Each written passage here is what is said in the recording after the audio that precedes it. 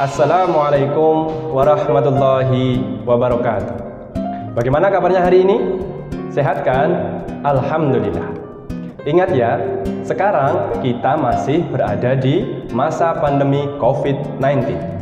Oleh karena itu, kita harus sering jaga kesehatan dengan cara pakai masker, sering cuci tangan dengan sabun, dan jaga jarak. Serta kalian harus selalu ingat, meskipun kita berada di masa pandemi, harus tetap semangat belajar. Nah, belajar yang paling asik tentu hanya di WIB, Waktu Indonesia Belajar. Bersama saya, Pak Nyana Ruwasno, guru mata pelajaran fikih di MTS Muhammadiyah Wanayasa atau MBS Wanayasa. Oke, sudah ada yang tahu belum nih apa yang akan kita pelajari pada pertemuan hari ini? Pada kesempatan kali ini, kita akan belajar fikih ibadah. Lebih tepatnya tentang materi Thaharah.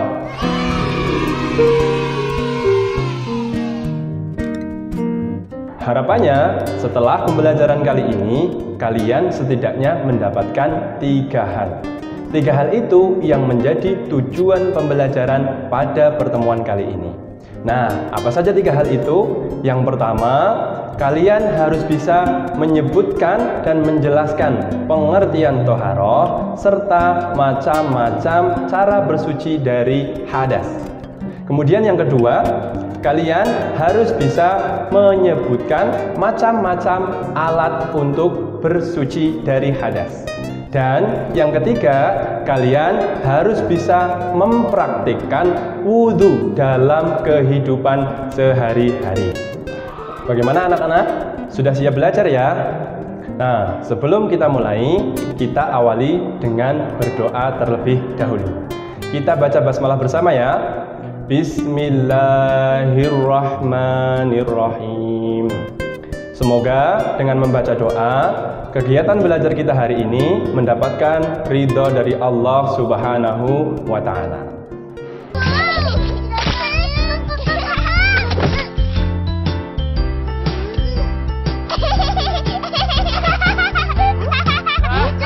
Anak-anakku yang saleh dan solehah, jika kita perhatikan dalam kehidupan kita sehari-hari, ada banyak sekali aktivitas yang menyebabkan kita dan tubuh kita menjadi kotor. Misalnya ketika kita buang angin, kemudian ketika kita buang air kecil, dan juga ketika kita buang air besar.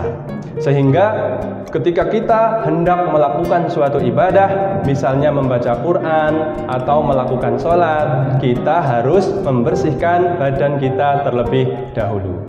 Kegiatan membersihkan badan terlebih dahulu itu disebut sebagai Thaharah. Sekarang coba kita cek apa itu Thaharah secara lebih jelas. Thaharah secara bahasa berasal dari bahasa Arab yang berarti bersih atau suci. Sedangkan menurut istilah, Thaharah berarti kegiatan bersuci dari hadas dan najis sehingga seseorang diperbolehkan melakukan suatu ibadah yang dituntut harus dalam keadaan suci.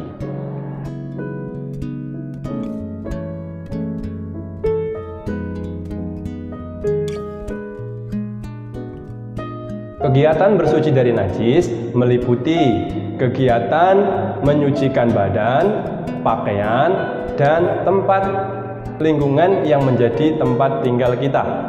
Kemudian, kegiatan bersuci dari hadas itu adalah menyucikan badan kita yang bisa dilakukan dengan 3 cara, yaitu mandi, wudhu, dan juga tayamum.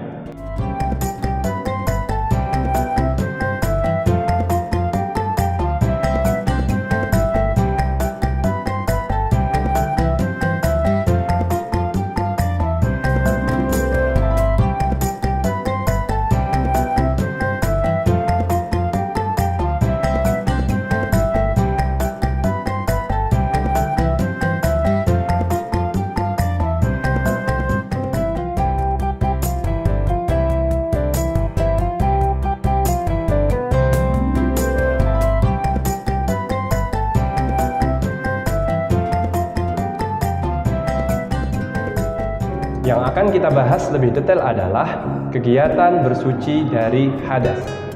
Wudu digunakan untuk bersuci dari hadas kecil, seperti ketika kita buang air kecil, buang angin, dan buang air besar. Adapun mandi kita gunakan untuk bersuci dari hadas besar, misalnya ketika setelah haid bagi wanita dan setelah mimpi basah bagi seorang laki-laki. Sedangkan tayamum kita gunakan untuk mengganti keduanya apabila tidak mendapatkan air.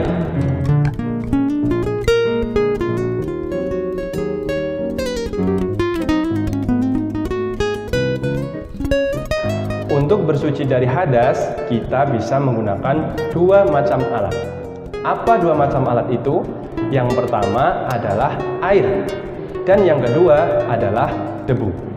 Air kita gunakan untuk mandi dan juga wudhu. Sedangkan debu kita gunakan untuk bertayamum.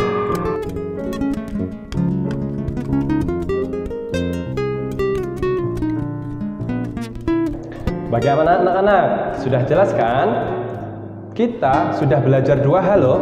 Yang pertama tentang pengertian toharoh dan macam-macam cara bersuci dari hadas besar. Dan yang kedua tentang macam-macam alat untuk bersuci.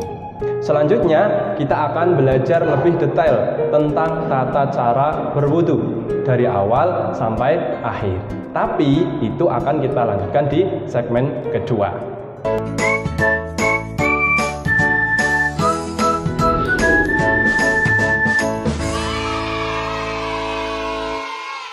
Kembali lagi di Waktu Indonesia Belajar.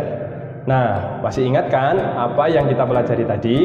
Seperti yang sudah Bapak sampaikan, pada kali ini kita akan mempraktikkan tentang tata cara berwudu. Nah, pasti kalian sudah bisa wudu kan? Tapi kita cek bareng-bareng ya, apakah wudu kalian sudah betul atau belum?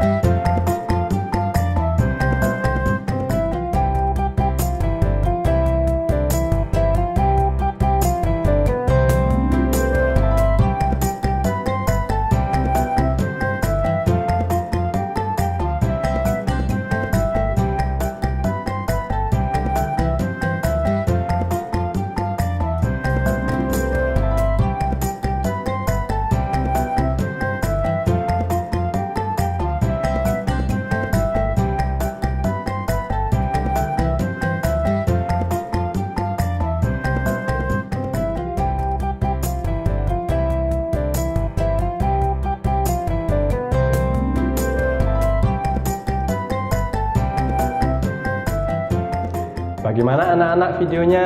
Bagus bukan? Ternyata langkah-langkah dalam berwudu sudah dijelaskan dalam Al-Quran. Tepatnya ada di Quran Surat Al-Ma'idah ayat yang ke-6. Kita baca bersama-sama ya. A'udzubillahi minasyaitonirrajim. Bismillahirrahmanirrahim. Ya ayyuhalladzina amanu idza kumtum ilas sholati faghsilu wujuhakum wa aydikum ilal marafiq wamsahu biru'usikum wa arjulakum ilal ka'bain. Yang artinya, wahai orang-orang yang beriman, apabila kamu hendak melakukan sholat, maka basuhlah mukamu dan kedua tanganmu sampai ke siku, dan basuhlah kepalamu dan basuhlah kakimu sampai kedua mata kaki. Oke anak-anak, kita kembali ke praktek wudhu. Ada 7 langkah yang harus kita laksanakan ketika melaksanakan wudhu. Langkah yang pertama, kedua, dan ketujuh dijelaskan oleh Rasulullah Shallallahu Alaihi Wasallam di dalam hadisnya. Adapun langkah yang lainnya dijelaskan oleh Allah Subhanahu wa Ta'ala di dalam Quran Surat Al-Ma'idah ayat 6 yang sudah kita baca bersama-sama tadi. Oke anak-anak, sekarang mari kita praktek wudhu. Kalian perhatikan baik-baik ya. Langkah yang pertama adalah membaca basmalah. Seperti yang dijelaskan oleh Rasulullah SAW bahwa tidak ada wudhu bagi yang tidak membaca basmalah. Ayo kita baca basmalah bersama-sama. Bismillahirrahmanirrahim. Langkah yang kedua adalah berkumur dan memasukkan air ke dalam hidung atau yang disebut dengan istinsyak. Bagaimana caranya? Nah, perhatikan ya. Untuk berkumur, kita ambil air dengan tangan kita, kemudian kita masukkan ke dalam mulut seperti ini. Kemudian dibuang. Dilakukan sebanyak 3 kali. Kemudian untuk istinsyak, kita ambil air dan dihisap menggunakan hidung seperti ini contohnya. Kemudian dikeluarkan airnya. Dilakukan juga sebanyak 3 kali. Kemudian langkah yang ketiga adalah membasuh muka.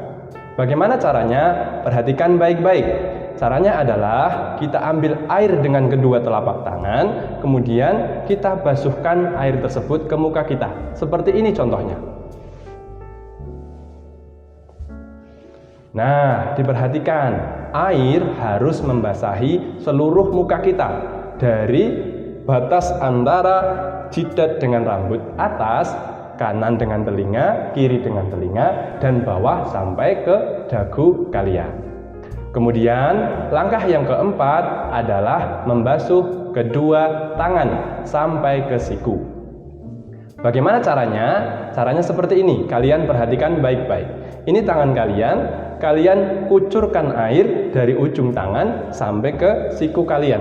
Kemudian kalian usap ke depan. Nah, dilakukan juga sebanyak 3 kali. Dan ingat, tangan ini dilakukan bagian kanan terlebih dahulu 3 kali, baru ke bagian yang kiri juga sebanyak 3 kali. Oke, kita lanjutkan ke langkah yang kelima. Langkah yang kelima adalah membasuh atau mengusap kepala. Bagaimana caranya? Caranya adalah kalian cukup basahi tangan kalian dengan air, kemudian usapkan ke kepala kalian. Caranya seperti ini. Kalian taruh air di tangan kalian, kemudian usapkan ke atas kepala. Usap ke belakang, kemudian tarik ke depan dengan cara telunjuk dimasukkan ke telinga dan dorong jempol kalian ke belakang daun telinga. Nah, untuk kepala ini cukup dilakukan sebanyak 1 kali saja. Langkah yang keenam adalah membasuh kedua kaki sampai mata kaki. Caranya bagaimana? Nah, kalian perhatikan ya. Caranya kaki kanan terlebih dahulu.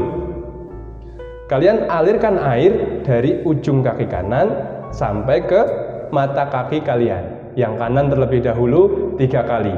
Kemudian lakukan hal yang sama ke kaki kiri juga sebanyak 3 kali.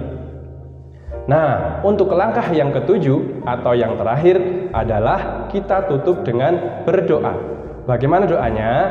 Kalian simak baik-baik biar Bapak bacakan. Doanya adalah Asyhadu an la ilaha illallah wahdahu la syarikalah wa asyhadu anna Muhammadan abduhu wa rasuluh. Bagaimana? Kalian sudah hafal kan doanya?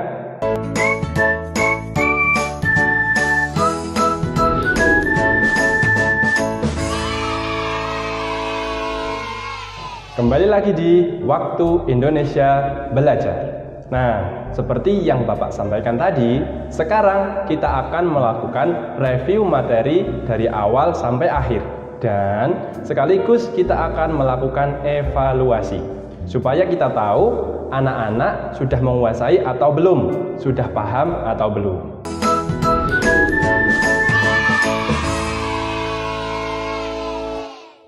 Supaya lebih mudah, kalian ingat-ingat kembali. Di awal, Bapak sudah menyampaikan 3 tujuan pembelajaran. Coba diingat-ingat, ada berapa tujuan pembelajarannya? Ya, tujuan pembelajarannya ada 3. Kita cek satu persatu ya. Tujuan pembelajaran yang pertama adalah menjelaskan dan menyebutkan pengertian toharoh dan macam-macam cara bersuci dari hadas. Coba sekarang anak-anak sebutkan apa pengertian toharoh.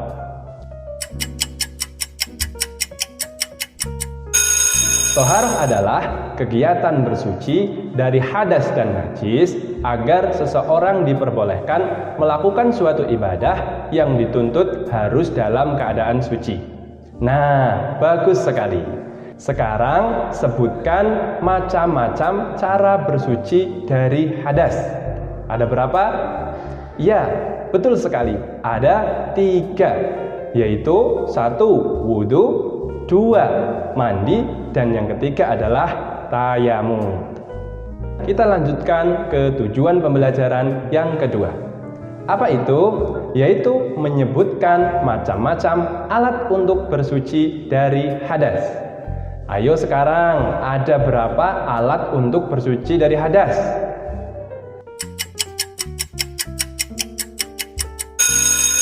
Ya, bagus sekali. Ada 2. Apa saja itu? 1. Air, dan yang kedua adalah debu. Kemudian kita lanjutkan ke tujuan pembelajaran yang ketiga. Apa itu tujuan pembelajaran yang ketiga? Tujuan pembelajaran yang ketiga adalah mempraktikkan langkah-langkah dalam berwudu. Nah, sekarang coba kalian sebutkan ada berapa langkah dalam berwudu?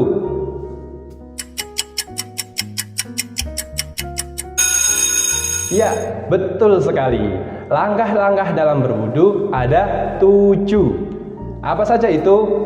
1. Kalian harus membaca basmalah. Yang kedua, kalian harus berkumur dan istinsyaq. Yang ketiga, membasuh muka. Yang keempat, membasuh kedua tangan sampai siku. Dan yang kelima adalah mengusap kepala. Yang keenam adalah membasuh kedua kaki sampai mata kaki. Dan langkah yang ketujuh atau yang terakhir adalah membaca doa.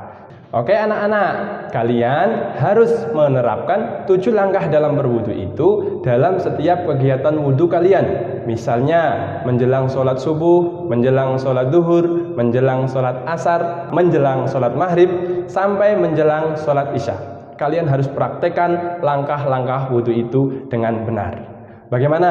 Bisa dilaksanakan? Bagus sekali.